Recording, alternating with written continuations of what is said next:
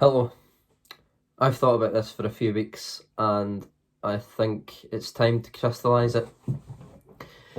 Do you think that you would be able to see the difference between a necessity and a moral good slash evil?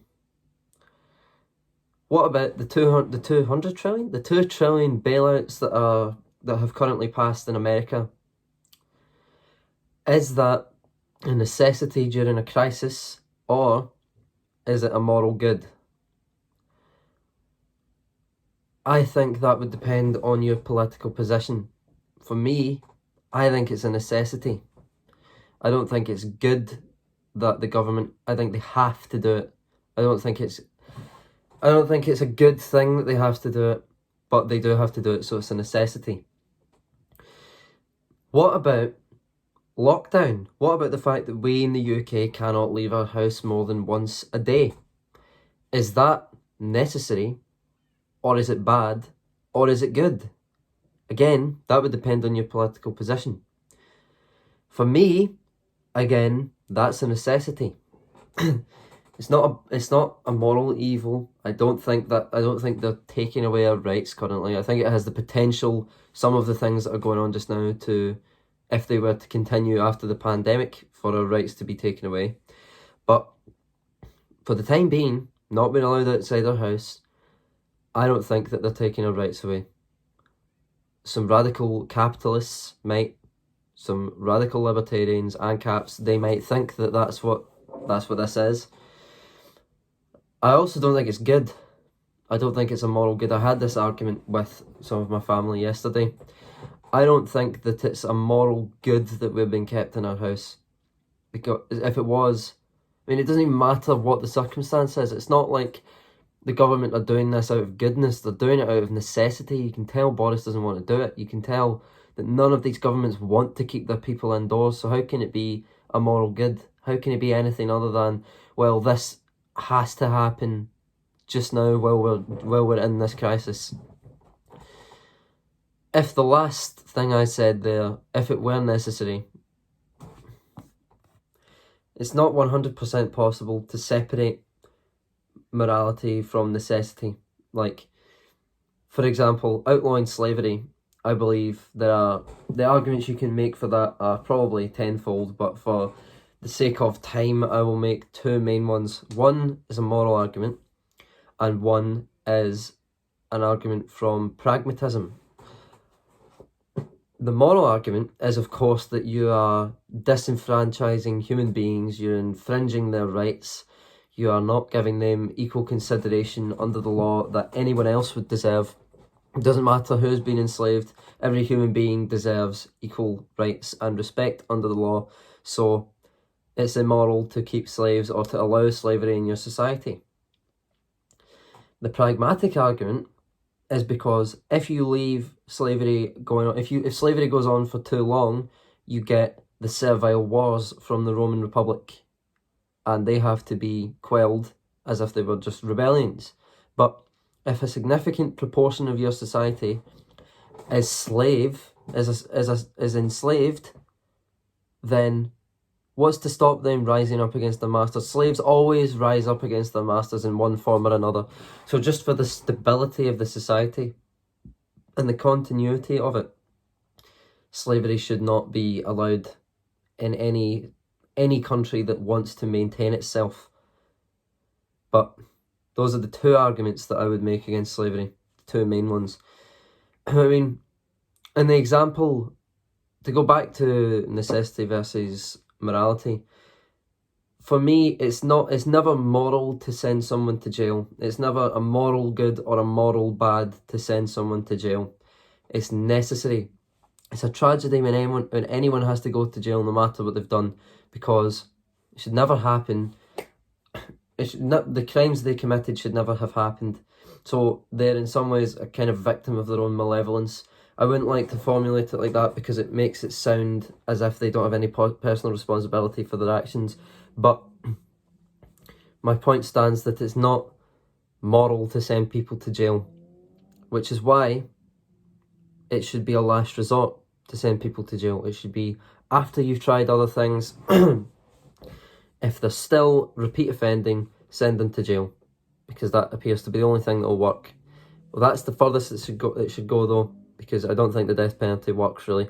But this came to my mind as well during I watched The Tiger King on Netflix, which I quite enjoyed. And obviously I understand that Carol Baskin, the owner of Big Cat Rescue, had been getting sent death threats for years and all this, and Joe Exotic had been quite provocative to be charitable. He'd been very provocative towards her for years, putting up live streams of him like shooting dummies with her hairstyle wigs on and stuff. So I understand why her and her husband would be happy when he goes to jail. But why are you celebrating another human being being in a cage?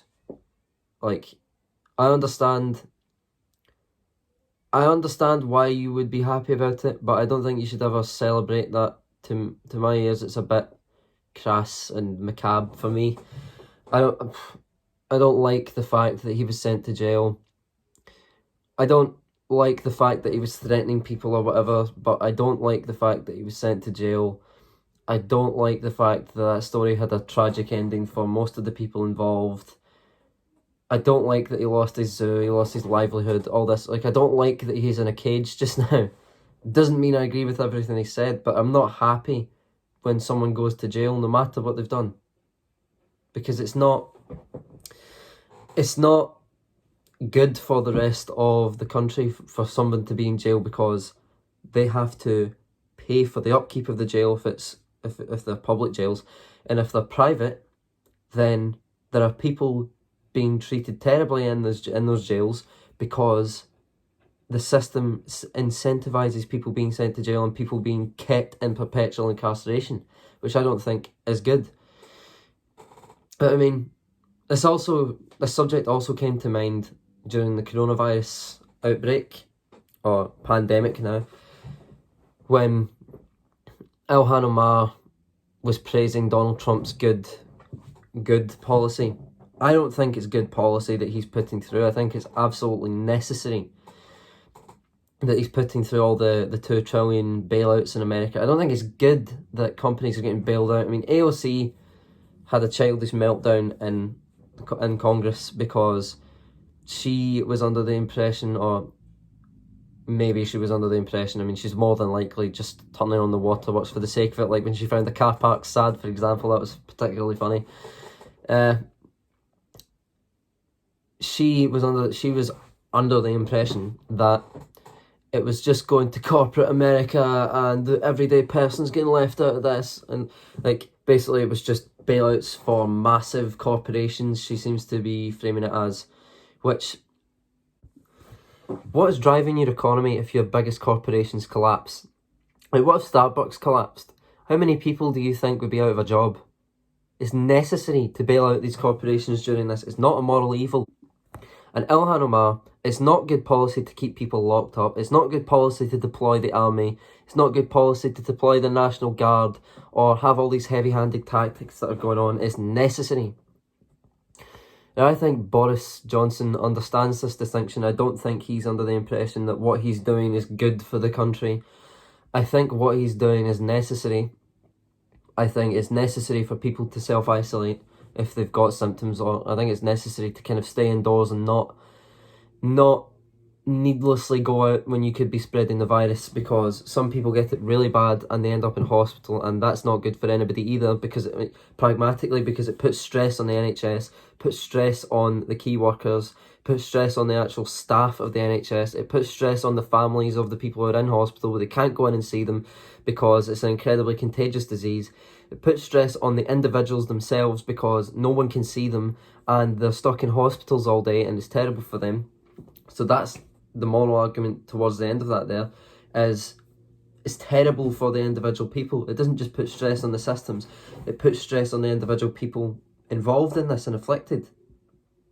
So it's good that the people in our government aren't just sitting there going, oh, that's great policy, like golf clapping Boris when he locks people down and shuts down all the pubs and bars. Like, that's why I don't like the kind of eco people on Twitter saying, oh, this is brilliant, people in Wuhan can hear birds for the first time ever. Like, fair enough, that's nice. That's nice. But you're saying that it's good that the whole system of Wuhan is shut down because people can hear birds and the water's clear. Don't you think you have gone astray somewhere and you should find the point where you can go back to the road of sanity? But I think basically when you get, to end this ramble, I think when you get necessity mixed up with virtue, then you can basically do anything and justify it. I think the communist governments thought of themselves as carrying out necessities and moral goods and moral pluses, shall we say, to put people in camps because they disagreed with them. And I think that the fascist regimes thought that they were doing a necessity and a moral good when they were putting, like in the case of Nazi Germany, the Jews in camps, because they had mixed up their morals with what they thought had to be done. So they could justify it forever, because you can't always justify a moral good and you can't always justify a necessity. Like, even some necessities, you should probably at least go about them in a nicer way. Like, just from their own perspective, from the perspective of the communist government, how can you justify treading on people's rights like that because they disagreed with you? I know how you can do it, because you've thought, there's nothing outside my worldview. Anything outside of my worldview is a threat and must be dealt with, which is ideological thinking, which I've done videos on before. That's wrong. You shouldn't be doing that. You should look at the world as it actually is and not how you would like it to be, an is versus an ought, as Machiavelli would like us to continue on with. I'll put that quote at the end of this video. If you like this video, subscribe, share the video. That's the most important thing you can do, because YouTube do not push unmonetized channels as much as monetized channels. So share the video to help the channel grow. Thanks very much. Comment, let me know what you think.